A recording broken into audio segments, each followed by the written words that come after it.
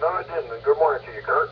And no, I actually came out and I tried to bring up 225 to call Larry, and it's still offline. So I just hit the scan button on the ham radio here and just listen to everybody. I like kind of sandbagging sometimes, listening. I hear new people. So was it another bad accident? KD0HON, it had the whole westbound side of I-70 shut down. Or the whole westbound side of 36, sorry. Good morning, Kurt. Yeah, it was, I know for sure 7 cars, but the way that this fire truck was sitting, I don't know if I was seeing one red vehicle at the end or if it was 2, but yeah, they were pushing under each other's bumpers. I'm telling you, they were all following way too close. And, you know, and it's the aggressive, stupid drivers, so we'll give it to Kurt. But yeah, it did shut down the right lane of the traffic, not all of it. So we'll give it back to Kurt.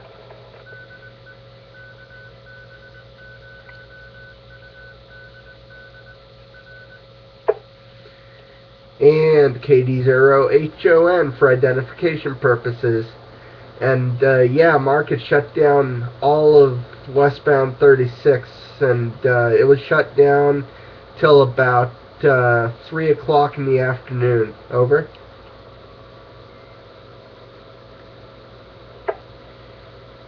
Anybody get hurt in the accident?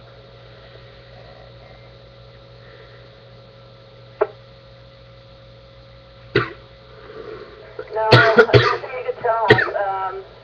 There was one ambulance that he was just sitting there blocking a little bit of the traffic. It was kind of cute and comical because there's a parking right there, and then there's some kind of office building. I don't know if it's a medical building or just what it is, but there were 3 cop cars sitting in there. There were 3 cop cars facing the wrong direction. There was a cop trying to come westbound on 36 at 80th, and he was in the left lane, and had he gotten the right lane, he would have been a little bit smarter. But he stayed in that left lane, and, you know, 1 car at a time is what he was hiccuping to get to the accident. But it was comical because the way they were up under each other's bumpers. I just had to laugh at it. So give it to Kurt.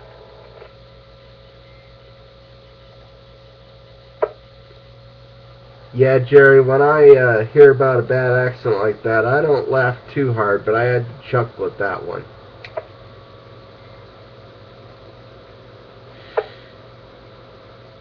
Yeah, I try not to laugh at other people's misfortunes about that, but it looks like a bunch of clown cars at the circus running into each other, or accordion. It does kind of make you giggle a little bit about it, but they'll maybe teach people need to leave a little more distance between each other. So that's a bad thing. You just see them going in balls of fire, and they're right up on each other's butts, and you can't stop these things on a dime. And I don't understand why it takes so long for people to actually learn that. Geez, what can you say? Well, that moon is a big old. Well, it's not quite as big as it was yesterday. Yesterday was kind of neat when it was setting over the mountains. There, it was over the cloud bank and back of some of the mountains there. It's sitting there like a golf ball on a tee, still up a little bit higher. Kurt, are you off today, or are you still headed into school? I'm off today, Mark. I'm taking a mental health day because of a bully. And let's just say I almost punched her. Kilo Charlie 0, Oscar Charlie Victor. There's Chris. Good morning, Chris. Is this that same girl that's been causing you problems, Kurt?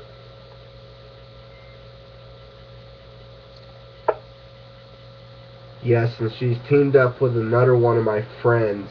And let's just say this other friend isn't really a friend anymore, and they're getting back at me in a whole different way.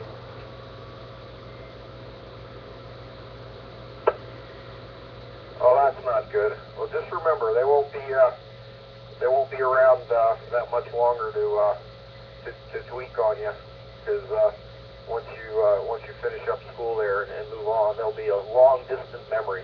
Over to you, Chris.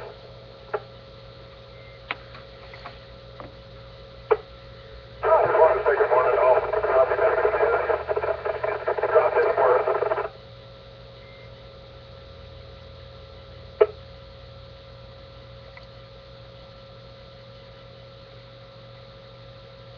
And Kurt, Mark is right. Those people will disappear into the world, and they're bullying and stuff like that.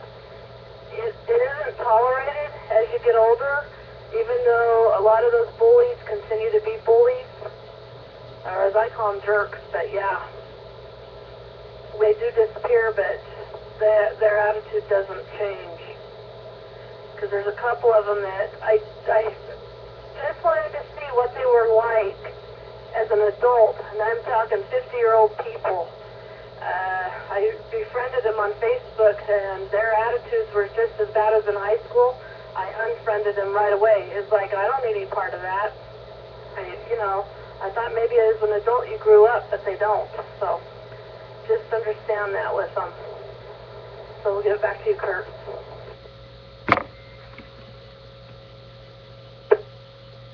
Oh, I understand that completely. I understand that completely, Jerry. Actually, the one girl I'm dealing with, I dealt with her last year, and she didn't get suspended when I did. So that tells you a little bit about my school, and I was the victim on that one.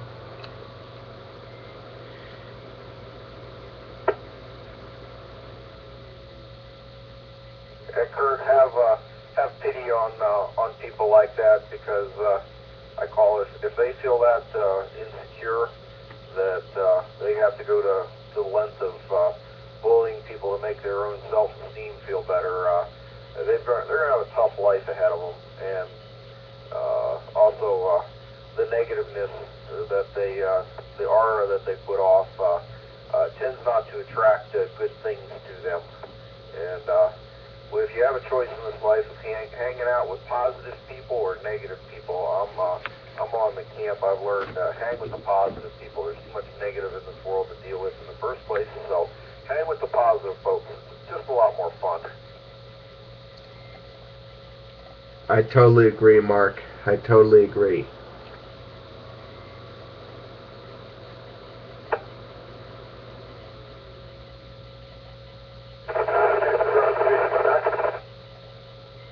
You're scratchy, but we can copy you. Go ahead, Chris.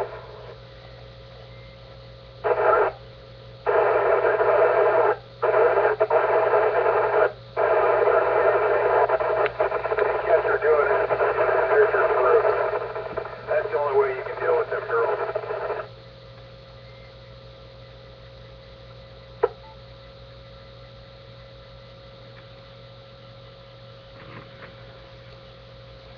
KC0OCV, KD0HON. Say that last part again. I'm gonna try and kick you on reverse. No problem. Sorry, I'm still in a bad spot over here a little bit. I said just go get you a digital recorder, turn it on when you see her coming up to you, every time you see her coming up to you, and record the conversation. It's your proof. It's the only way you can do it. Now you have to deal with this report, and bring her up, and if she refuses to join us, she's down the road.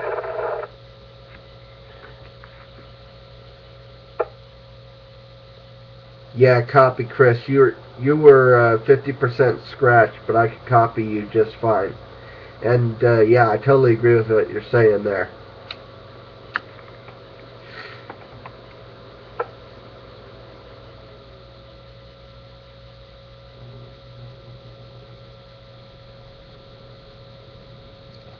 Kurt, the other thing is I hope you don't have any classes with either one of them. And if it was a true friend, she'd be there protecting you, not the opposite. That's kind of the reason I had the type of friends I had down in Wichita. You didn't mess with me. I mean, I was small, I was skinny, tiny, And if you wanted to mouth off to me, I called them my bodyguards. But it was some of the football team. You didn't mess with them. And I think I've told you guys what kind of school I went to down there in Wichita. So, you know, in junior high and the 1 month I was in high school, you didn't mess with me because of these people. And I befriended them really when I was in elementary, but, you know, elementary, they do a little bit of bullying, but when you get into junior high, or middle school, as it's called now, that's where it really broke loose. So get to Mark.